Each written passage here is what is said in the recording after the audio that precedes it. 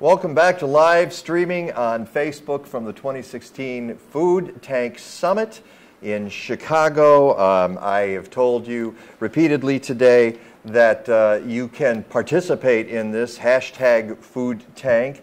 I hope you're watching streaming on one of the various sites that we have on Facebook. You can go to Food Tank, you can go to the Mike Novak Show, you can catch us on Twitter at @food_tank or at Mike Now.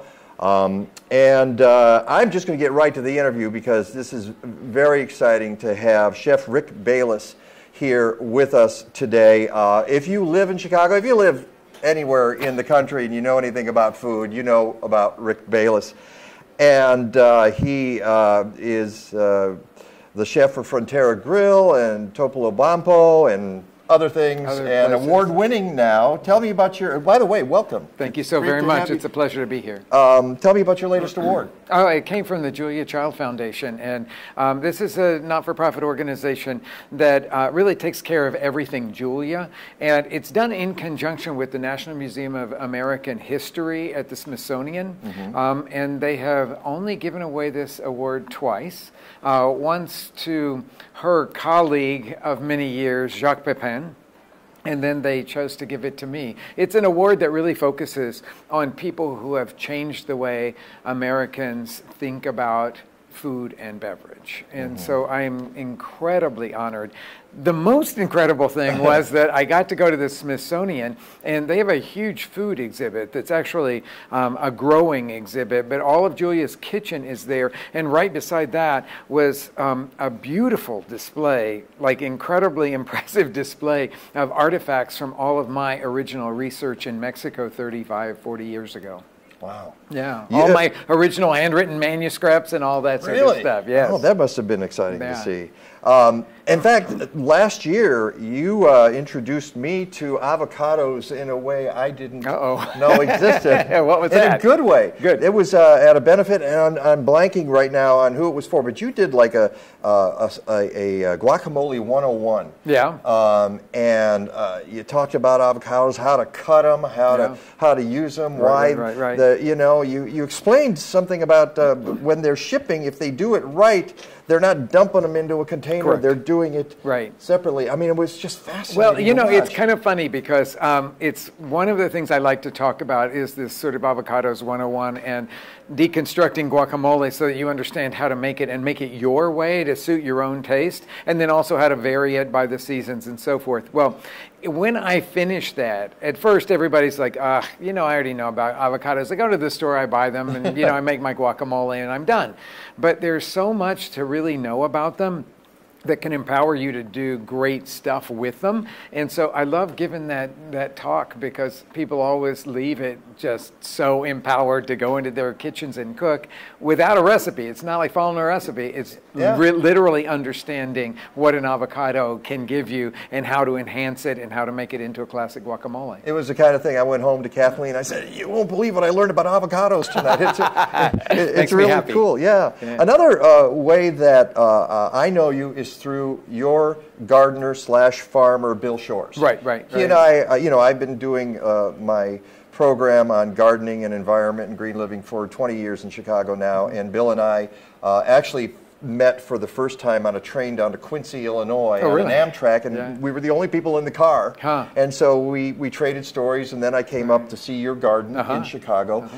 And for folks who don't know, it's actually quite inspiring because you're in the Bucktown neighborhood of Chicago, and it's not a huge place. No.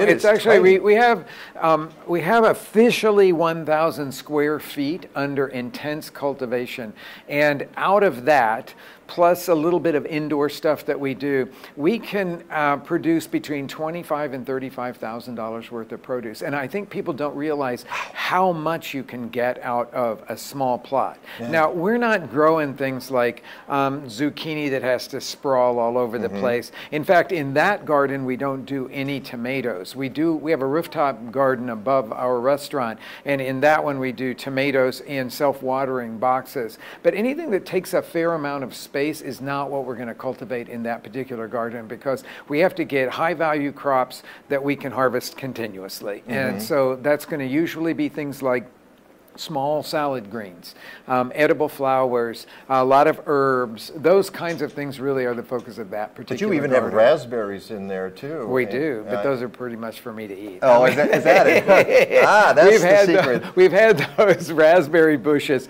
for 21 years. We actually inherited them when we moved into that yard, and so we never took them out. But it is sort of like prime real estate because we have about 2 by 4, so we've got about 8 square feet that we donate to that. And I think Bill doesn't really love that so much because you can't make any money out of raspberry bushes in such a small garden. But you know, he's already, he has the raspberries, he's growing things under them. He's utilizing every square inch. And then even around the periphery of the decorative part of the garden, he has containers that all produce something. And it's really amazing. I was just looking at it because we've had such a warm fall that everything's still in great shape in our garden. And so we have these containers of Swiss chard, and of course they're the bright light Swiss chard, so they're all different colors, and they make such a gorgeous border. But then that's a plant that I always encourage everybody to grow because you can pick it from the earliest of the spring all the way through the fall, and it's just a great thing to continue to give from the get from the garden and utilize in your own kitchen. I would say kale also because my kale is still producing in my backyard, and it can take a light frost and it will keep on going for a while. Especially like what we'd call black kale, Russian kale, dinosaur kale, that kind. Yes, love that. Yeah, lacinato. So here we are at the 2016 Chicago Food Tank Summit. What's your mission here? You know, being a world famous chef and being an example of how to have an urban garden. Right. What do you want to offer here? What do you want to take from this? Well, for me, what I want to share is just my story because, you know, right now we talk about farm to table, sustainability, transparency, and all of these buzzwords that have kind of come into our consciousness over the last decade or so. But our restaurant turns 30 years old in just a few months, and we have been doing this stuff before we even had any of those terms. So I'm going to share from the old guy's perspective, I'm going to share sort of how we got to where we got to, rather than just sort of following a trend or saying this is important for us right now. Why was it important for me individually to start this 30 years ago? I have heard you speak a couple of times and was impressed by how you were talking about local food when people would look at you and say, "What? Don't you?" No, you just get your strawberries from California because that's where everybody grows them. And you changed the conversation completely. Well, it was something that really meant a lot to me because I had just moved back from living in Mexico, and what I learned living there was that the places that had the best food were the places that had the best local agriculture. And people talked about it and they interacted with it. And though they don't have farmers markets like our farmers markets, they have markets, which were like farmers markets. But they would sort of mix together stuff that had been brought in along with local things. And there's one section of every market in Mexico that's all about local and oftentimes foraged things. And that's where I learned how to cook, was from people that did that. And I realized that the intense love for local produce was what animated all of the cooks. It's what made the cuisine really great. And if we didn't have any local agriculture in Chicago, and when we started, there was virtually nothing, no farmers markets in this town. And I wanted to be a great restaurant chef.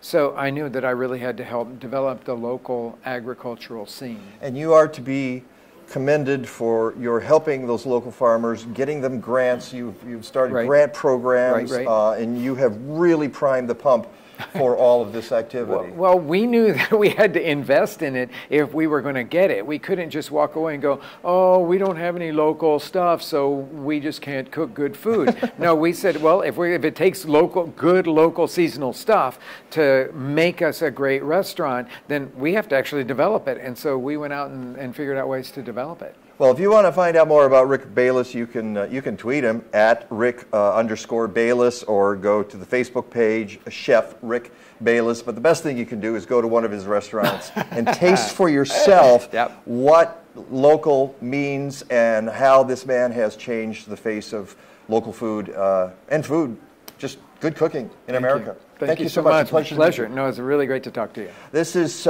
streaming live on Facebook for the 2016 Chicago Food Tank Summit. We'll be back in just a little bit.